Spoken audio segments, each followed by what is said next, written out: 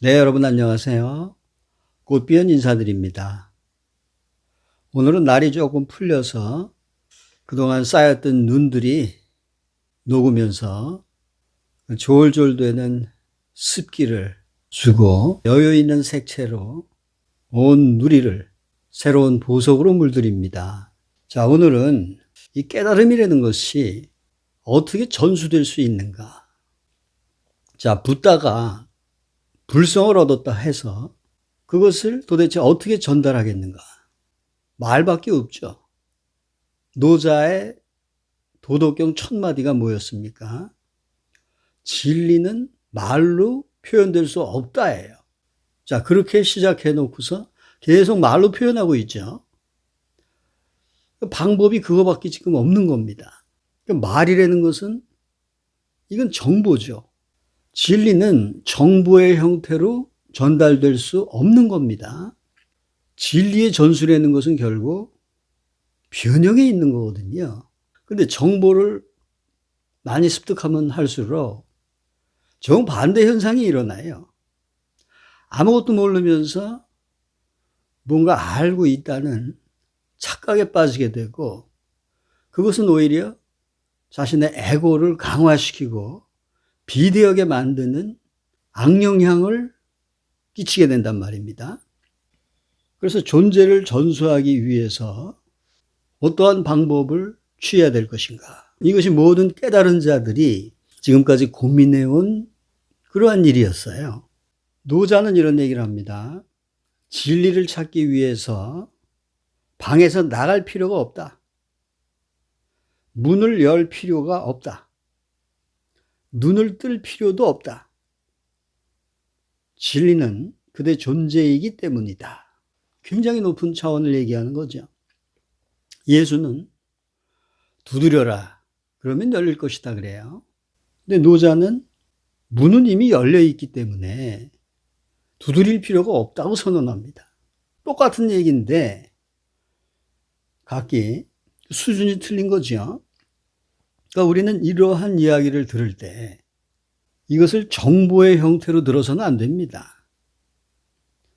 그 정보 너머에 있는 그 어떤 영성적인 깊이를 수용할 수 있어야 되겠단 말입니다. 그래서 일단은 인간이라는 것은 홀로 와서 홀로 간다. 여기서부터 시작을 해봐야 돼요. 우리는 홀로 왔다가 홀로 가는 겁니다. 그러니까 그 과정에서 만들어지는 모든 합일이라는 것은 이것은 환상이지요. 홀로 있음을 두려워하기 때문에 그 합의를 이루려는 겁니다. 혼자 있을 수가 없기 때문에 사랑이라는 구실을 만들어내는 거죠. 그렇기 때문에 연애라는 것은 결국 도피다. 깨달은 자들은 이렇게 선언을 합니다. 인간은 근본적으로 혼자인데 혼자 있는 것을 두려워하기 때문에 사랑이라는 환상을 만들어낸다는 겁니다. 그리고 연애라고 하는 형식으로 도피를 한다는 거죠. 그렇기 때문에 관계를 맺지 않는 능력, 그것을 강조합니다. 관계를 맺지 않고 홀로 있을 수 있는 능력, 그게 바로 명상이에요. 그러니까 깨달은 자들은 이 명상을 강조합니다. 자, 오가는 모든 것은 꿈이고 시간의 현상이며 비누 거품 같은 일시적인 것이다. 다들 이렇게 말합니다. 사랑으로 되돌아가는 일반적인 길을 택하지 말고 오히려 홀로 있으면서 도약하라 그래요. 크게 도약하라고 합니다. 홀로 있다 보면은 외로워지고 그 외로움을 견디지 못해서 사람들은 대개 사랑으로 되돌아갑니다. 그럼 똑같은 일이 반복되는 거죠. 그러니까 도약할 수 있는 절호의 기회를 놓치게 되는 결과가 된다는 겁니다. 부정할 것이 아무것도 남아있지 않았을 때, 오직 무만이 남아있을 때 자유가 일어난다 그러죠. 그때 비로소 자아와 그 모든 투사물로부터 자유로워진다고 합니다. 자, 이런 것을 이제 우리가 실천해야 돼요. 저는 그것이 굉장히 부럽습니다. 그 자유가 부럽습니다.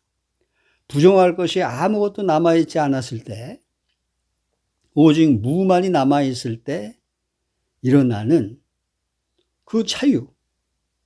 잠 속에서조차 빛이 타오르고, 꿈속에서도 그것을 계속 지켜보고, 언제나 주시하고, 깨어있고, 의식적이고, 민감한 거.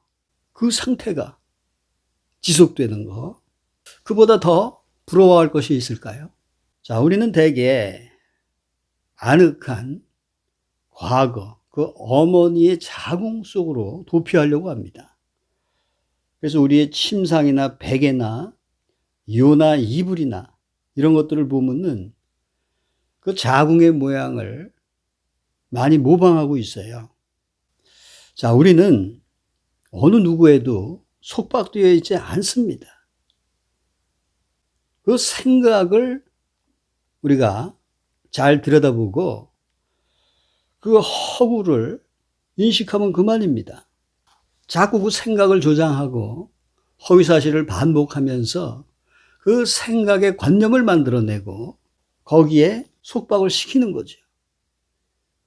그 굴레와 그 관념과 그 언어의 최면과 이런 거를 다 깨 부숴야 된단 말입니다. 그 첫 번째로 해야 될 게 바로 그거예요. 정보라는 것은 아무리 풍부해도 나의 근본적인 것을 변형시킬 수가 없는 겁니다. 그러니까 처음부터 아무런 문제가 없었던 거예요. 그러니 답이 나올 리가 없죠. 근데 수많은 답을 만들어내고 그 해답에 속박시키는 거죠. 그러니까 자기가 알고 있는 그 모든 해답들, 이거 다 갖다 버려야 된다는 얘기입니다. 자, 깨달은 자들은 항상 이렇게 선언해요. 역사는 바보들의 관심사다. 명예는 바보들의 관심사다. 그럴 수밖에 없죠. 오가는 모든 것이 꿈이고 시간 현상이고 비누거품 같은 일시적인 것이라고 선언을 하니까 그것을 한마디로 역사라고 할 수 있고 명성과 명예라고 할 수 있죠. 자, 그런 것에 우리가 더 이상 집착할 시간이 있는가? 우리가 지금 그리고 여기에서 호흡하고 그 강렬한 전율과 지복을 누리면서 그 엑스타시의 삶을 살기도 시간이 없어요. 그런데 오가는 꿈에, 시간 현상에, 비누거품 같은 일시적인 것에 집착할 시간이 도대체 어디 있는가? 자, 그러한 절실함 속에서 우리들은 깨어날 수 있는 계기가 마련되겠죠. 자, 우리가 신을 만나기 위해서는 자신의 존재로 가장 편안하게 있는 상태를 만들어 나가야 되는 겁니다. 근데 우리가 뭔가를 갈망을 한다면은 긴장을 만들어내요. 그 갈망이라는 거, 뭐 이상 세계에 대한 갈망, 유토피아에 대한 갈망, 또 궁극적인 천국에 대한 갈망, 이런 것들은 반드시 긴장을 만들어냅니다. 그렇기 때문에 자신의 존재로서 가장 편안하게 있는 그러한 상황을 절대로 만들지 못해요. 따라야 할 사념이 없어야 됩니다. 또 결론도 없어야 돼요. 단지 순간에서 순간을 살면서 매 순간이 가져다주는 그 실체에 감흥할 수 있어야 됩니다. 그것이 신과 만날 수 있는 자의 자세예요. 바로 그곳에 신이 존재합니다. 월트 휘트만은 이런 말을 합니다. 아무도 부정하지 않는 것만이 진실이다. 더 이상 부정할 수 없는 것. 이미 모든 부정이 다 이루어졌어요.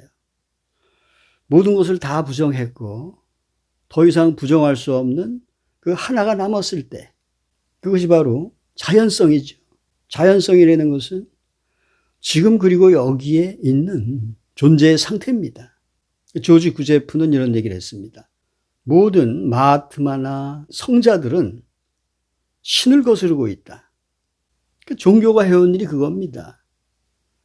종교는 사실상 이 신을 거스르고 있고 신을 배반해오고 있는 것입니다. 자신의 욕망과 자신의 사익이 들어갔기 때문에 절대로 그들이 주는 정보의 형태를 갖고서는 존재의 변형을 이룰 수가 없는 거예요. 자, 육체는 시장에서 히말라야 동굴로 이동할 수 있어요. 하지만 어떠한 변화도 없을 겁니다. 자리를 바꾸는 데 있는 게 아니에요. 의식을 바꿔야 되는 겁니다. 태어난 적이 없기 때문에 죽을 수도 없겠죠. 또 파괴되거나 변질이 될 수 없는 그 절대적인 상태. 그거 부럽지 않습니까? 우리가 지금 부러워해야 될 게 그거 아닙니까? 이러한 말조차 처음 들어보는 것일 수가 있을 겁니다. 그렇다면 누군가에게 지금까지 세뇌당해 왔단 얘기예요. 그게 국가의 형태건 어떤 정당의 형태건 혹은 종교의 형태건 뭐 철학의 형태건 교육의 형태건 나를 육체로 한정짓고 나를 마음의 굴레로 한정짓게 한 그 무언가의 반종교적인 요소가 아직까지도 나를 점령하고 있다는 뜻입니다. 그거를 다 해체해야 돼요. 자, 의식은 냄새도 없습니다. 향도 없고 소리도 없어요. 손댈 수도 없고 볼 수도 없습니다. 또 닫힌 적이 없어요. 그 문은 항상 열려 있습니다. 그것이 어디 멀리 있는 게 아니라 들어오는 숨과 나가는 숨 사이에 그 간격에 있다는 것을 다시 한번 강조합니다. 지금 그리고 여기로 돌아오는 길만이 우리가 이 생에서 찾아야 될 최고의 가치라는 사실을 다시 한번 강조하고자 합니다. 지금 그리고 여기입니다. 감사합니다.